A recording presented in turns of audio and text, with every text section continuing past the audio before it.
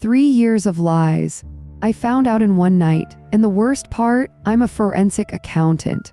I spend my days chasing hidden money, tracking down shell companies, and reconstructing fraud schemes that have been built up over years. I can tell something is wrong by looking at a spreadsheet before I see a single number. But Daniel, I've never audited Daniel, not once. I keep asking myself how that's possible. The answer, when I dare say it, is simple. I didn't want to. I met him at a corporate mixer downtown, the kind of event I usually leave after 20 minutes. It was November, one of those Chicago nights when the lake breeze hits like a wall and everyone inside is just grateful to be warm.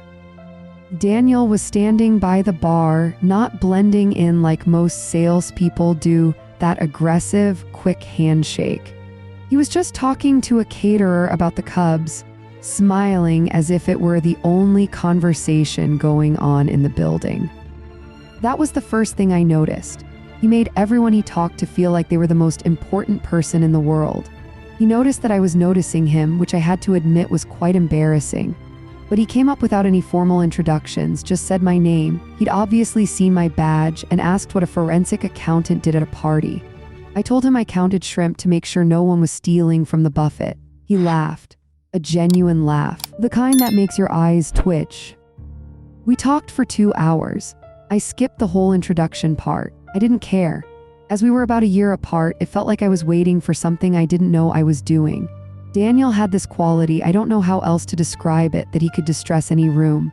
I ran on logic, spreadsheets, and color-coded risk assessments. He ran on instinct, sincerity, and this unwavering belief that everything would be okay. We complemented each other. I thought so. 18 months later, he moved into my north-facing apartment. 2 bedrooms, floor-to-ceiling windows, and a view of the city, which I had saved for 4 years to afford. He brought 2 boxes of clothes, a record player, and a bottle of Bordeaux that he said he had been saving for the right moment. I teased him for traveling light. I'm coming into your life, Maya. I don't need to bring much. It sounded romantic to me. I know. I had almost complete control over the details of our life together. My name was on the contract. My credit card was linked to our joint account. Most of the expenses were covered by my income. And Daniel's salary came and went in ways that I accepted without question because he always had a reasonable explanation. Sales were slow. He was making a big commission. He was paying for entertainment for clients that would be reimbursed later. Everything was credible. It was all something I would have recognized immediately if I had seen it in someone else's financial records. But this was Daniel, the Daniel who brought me coffee the way I wanted it every morning. The Daniel who knew I didn't like overhead lighting and kept the whole apartment on lamps. The Daniel who told me I was the most attractive woman he had ever seen and said it as if he meant it. Maybe he meant it. That's what still haunts me. He just said it to someone else. It was our 4-year wedding anniversary.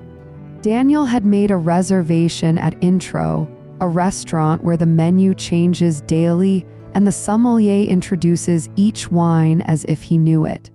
He was wearing the same gray suit I had chosen for his last company retreat. He looked exactly like the man I had fallen in love with. Halfway through the second course, his phone rang on the table. He had left his phone face down, which he never did. When he asked permission to go to the bathroom, I noticed he had taken his phone with him, which he never did either. I told myself it was nothing. I ate my scallop, that was nice. But when he came back, there was a different kind of relief about him, much more relaxed, just like people are after dealing with a problem. He refilled my glass and said, "You look lovely tonight," and I smiled as usual and ignored him. The phone he had left behind wasn't his phone. When he went to get the car, I saw it tucked between the seat cushion and the armrest. Smooth, black, no cover. His real phone was already in his jacket pocket. I saw him put it in, so it was something else. I picked it up without thinking and put it in my purse the same way. I don't know what I expected when I got home.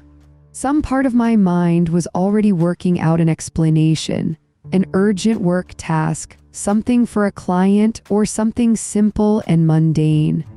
I sat at the desk in the spare room I used as my home office, my phone in my hand for a long time. Then I got to work. I'm a forensic accountant. I spend my professional life extracting coherent stories from encrypted ledgers and deliberately hidden data. A locked phone is just another document that no one wanted to find. It took me 4 hours. I used the device analysis tools that my firm legally had access to and some methods that I won't detail here. And at 2:14 in the morning, I was looking at Daniel's other life. Her name was Renata. 31, a graphic designer, lives in a 1-bedroom apartment in Wicker Park. 3 years of messages. 3 years of good morning texts, jokes, pictures, travel plans, fights, and reconciliations. A thread that started 8 months into our relationship and never stopped. I kept scrolling like someone pressing on a sore spot. There were messages where she complained about me, not in a cruel way, which would have been easy. Very naturally, as if I were the weather. Meyer is back at work, you know how she gets. And Renata's response, a heart emoji and come on. And Daniel, coming soon. There was a shared note in the cloud, a lease agreement, an address in Wicker Park. Both of our names were on it. The date was 14 months ago. I pulled out my own bank statements, then our account history, then the credit card, which I had let her use freely for 4 years because I trusted her. Because he always had a logical explanation, and I never once thought of treating my relationship like a case file. The numbers told a story I could have read in 20 minutes if I had paid attention. I sat there until the sky outside the window changed from black to that special shade of gray that meant it wasn't morning yet, just that the night was giving up. Daniel was asleep in our bed. I could hear him through the wall. I didn't wake him up. I wasn't ready to end it until I understood something completely. I kept reading. This cycle lasted exactly 4 days. I know because I wrote it down, not consciously at first, of course. Just a note on my phone, the timestamps of the documents I opened, and the times of the receipts I took pictures of. My hands were doing forensic work, and the rest of my body felt like it was somewhere under Lake Michigan.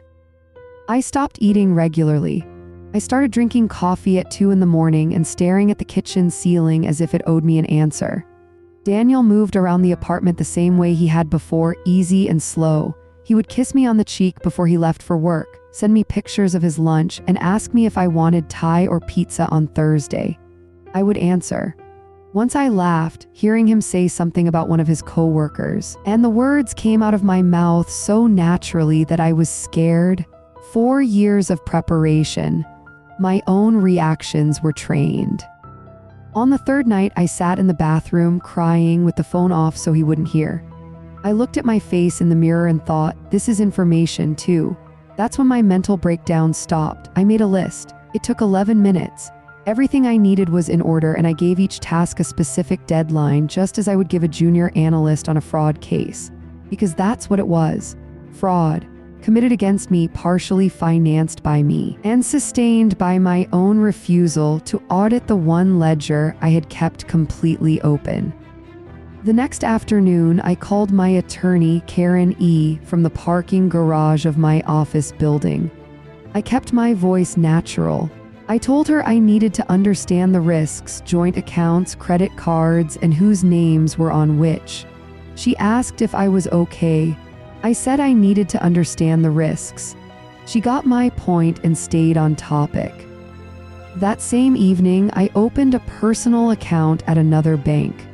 Over the next week, I withdrew my direct deposit, diverted 3 automatic transfers, and transferred a savings balance that technically was entirely mine. I had receipts for every dollar. I always had receipts. Daniel didn't notice. Why would he? He never looked into our finances. It was always my department, and he always seemed vaguely proud of it, the way people take pride in making someone else do something they never wanted to do. I opened the shared cloud account twice more. I documented and saved everything, then exported it to an encrypted folder on a drive on my office desk. The lease, the messages, the calendar entries I found were his name in the location field. The shared note had his number. I didn't call. One night, while Daniel was sleeping, I stood by the window and thought about it for a long time.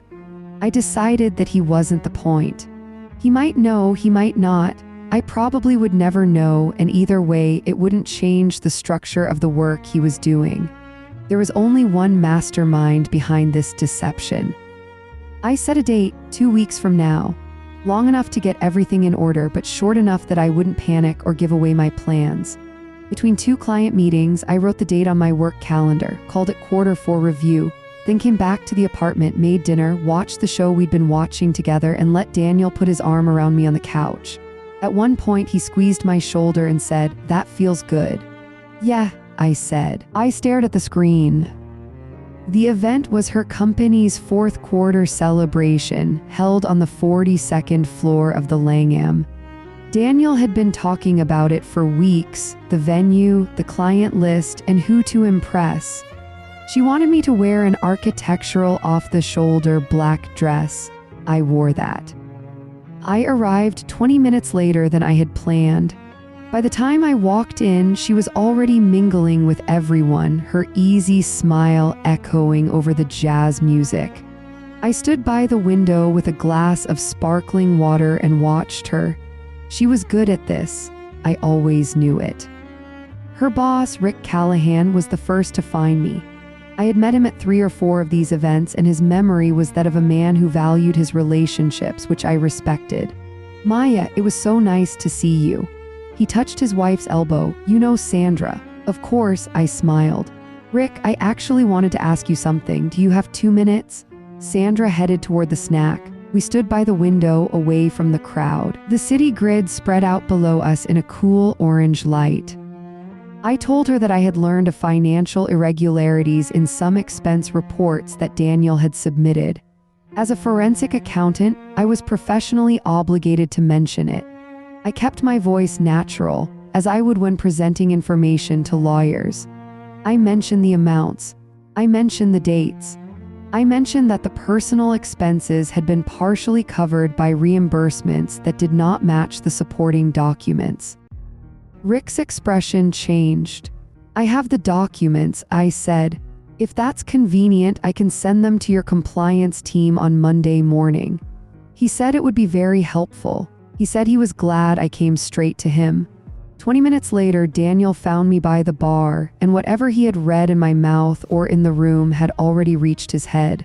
There was a question in his smile. "Here," he said. "Are you okay?" "I'm leaving," I said. "I just came to say goodbye." I handed him a printed email, a single page on my lawyer's letterhead that listed the lease agreement, the documents I had submitted to him, and my intention to file a civil lawsuit for monetary damages. Specifically, recoverable damages. The kind of language a forensic accountant uses. He went completely still. I grabbed my coat from the check-in station and walked to the elevator, pressed the button, and waited. He didn't follow me into the lobby. The doors closed and I stood alone in the mirrored elevator, staring at my reflection in the black, architecturally draped dress, but I didn't feel triumphant. I was feeling the kind of exhaustion that comes from someone who has been holding something heavy for a long time and has finally put it down. The apartment was mine. Within a week, she was gone. I had coordinated with my lawyer to get it settled before the gala. Another date was added to the calendar, another 4th quarter review. By Thursday, the locks had been changed. On that first quiet Saturday, I sat at the kitchen table with a cup of coffee and my laptop, with nothing to do, and I thought about the version of me that had stood at that window 2 months ago, looking out at the city, and decided that it didn't need to examine its own life. What I know now is this: instinct comes before evidence. I had this instinct for a year. I put it on the probably nothing list and went back to the couch, the events, and the hands on shoulders. Trust your instincts. Do the math. They always tell you what you already know.